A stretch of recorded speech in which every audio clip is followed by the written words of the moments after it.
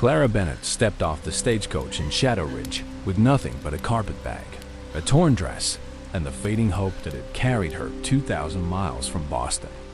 The town was nothing like the letters had promised. No thriving community, no warm welcome, no husband waiting with open arms. Instead, she found a collection of weathered buildings huddled against a mountain, a place where the sun seemed to struggle to reach the streets, and a man named Harlan Cross, whose smile never reached his eyes, who took her bag and told her she belonged to him now. The weeks that followed were a nightmare. Clara would spend the rest of her life trying to forget. Harlan Cross was not the man his letters had described. He was cruel, violent, a man who had bought her like livestock and treated her worse. She endured his rages, his silences, the casual cruelty of a man who had never been told no. But she also watched, learned, waited. She learned the layout of the house, the path to the woods, the way the town turned its back on anything that did not serve its own interests. And on the night Harlan raised his hand to her for the last time, she ran. She ran into the mountains, into the darkness, into a wilderness that had swallowed men stronger than her. The trail was barely visible, a thread of moonlight on frozen ground, and behind her, she could hear the town waking, hear the shouts of men who would bring her back to Harlan Cross for a handful of coins. She climbed until her legs gave out, until her lungs burned, until she collapsed against a rock and wept for the life she had lost and the future that seemed impossible. Above her, a cabin stood against the sky, its windows dark, its door closed. It was the only shelter for miles. She crawled toward it on her hands and knees. The door opened before she could knock, and Clara looked up into the face of a man who seemed carved from the mountain itself. He was massive, broad-shouldered, his beard thick, his eyes the color of winter sky. He held a rifle in one hand, and there was nothing in his face that suggested welcome. Clara opened her mouth to speak, but no words came. She was too cold, too tired, too afraid. And then she did the only thing she could think of. She reached out, grabbed the edge of his coat, and whispered, "Please. He will kill me if you send me back." He stared at her for a long moment, and Clara could see him weighing her torn dress, her bruised face, the desperation that clung to her like the cold.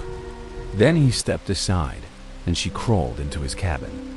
The fire was low, the room sparse, a table, a chair, a bed in the corner. He helped her to the hearth, wrapped a blanket around her, put a cup of something warm in her hands. He did not ask her name. He did not ask what had happened. He simply let her sit by his fire and did not throw her out. It was more kindness than she had received in months. The morning came gray and cold, and Clara woke to find a man standing at the window, watching the trail below. "They're coming," he said, and his voice was rough, unused, as if he had not spoken in years. Clara looked out and saw them, Harlan Cross and 3 men, climbing the mountain with purpose. Her blood went cold. "Please," she said, and the word came out as a whisper. "Please, don't let them take me back." The man turned to look at her, his face unreadable. "What will you give me for it?" he asked. Clara had nothing. No money, no family, no future. She looked at him, at the only hope she had, and she made a choice. "Marry me," she said, and the words hung in the air between them like a blade. His face did not change, but she saw something flicker in his eyes, surprise, perhaps, or something deeper. "I have nothing else to offer," she continued, her voice shaking but steady. "But I can cook, I can clean, I can tend a garden. I will work for you, serve you, never ask for anything more than shelter. Just, please, marry me. Keep me safe from him." He was silent for a long time, and outside, the men were getting closer, their voices carrying on the cold morning air. The cabin door burst open before he could answer, and Harlan Cross stood in the doorway, his face flushed with rage and whiskey. "There you are," he snarled, reaching for Clara. "You think you can run from me?" The mountain man moved faster than a man his size should be able to move. He stepped between Clara and Harlan, his rifle raised, his face a mask of cold fury. "She's under my protection now," he said, and his voice was low, deadly. "You want her? You go through me." Harlan laughed, but there was fear in his eyes. Everyone in Shadow Ridge knew who this man was. Silas Creed, the one they did not cross. Harlan and his men left, their threats echoing behind them. But Silas did not lower his rifle until they were out of sight. He turned to Clara, his face still hard, but there was something in his eyes that had not been there before. "You meant it," he said. "About marrying me?" Clara nodded, her hands clasped in front of her, her heart pounding. "I meant every word." He studied her for a long moment, and then he did something she did not expect. He smiled. It was a small thing, barely a curve of his lips, but it transformed his face. "Then we better find someone to marry us before they come back with more men." The preacher in Shadow Ridge was a man who had learned to keep his head down and his mouth shut. When Silas Creed walked into his church with a bruised woman on his arm, asking to be married, the preacher did not ask questions.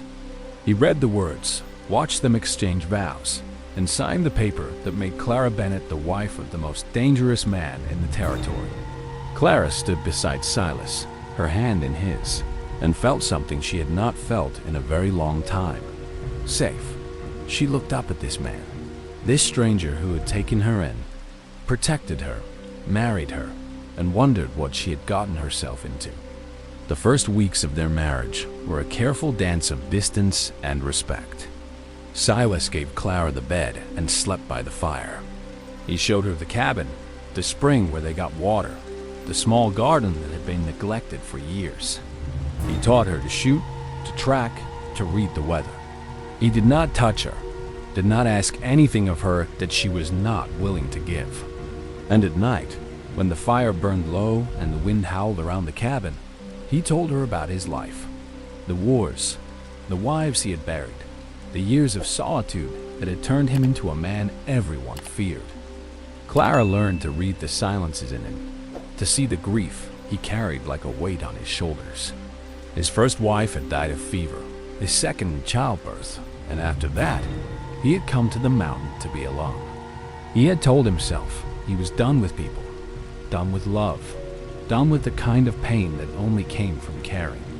But Clara saw the way he softhed when she laughed, the way he watched her when he thought she was not looking, the way his hand lingered when he passed her a cup of coffee. She saw the man beneath the legend, and she found herself wanting to know him. Harlan Cross did not forget. He came again, this time with more men, this time with guns drawn. Silas met them at the edge of his property, his rifle in his hands, his face as hard as the mountain behind him. "She's my wife now," he said, and his voice carried across the clearing. "You touch her, and I will end you." Harlan laughed, but it was a nervous sound, the laugh of a man who knew he was outmatched. "A wife," he sneered. "What would a man like you want with a wife?" Silas looked at him, and for a moment something flickered in his eyes. "Everything," he said. "She is everything." Clara heard his words from the cabin window, and something in her chest cracked open. She had spent her whole life being nothing to anyone, a burden to her family, a servant to her husband, a convenience to be discarded.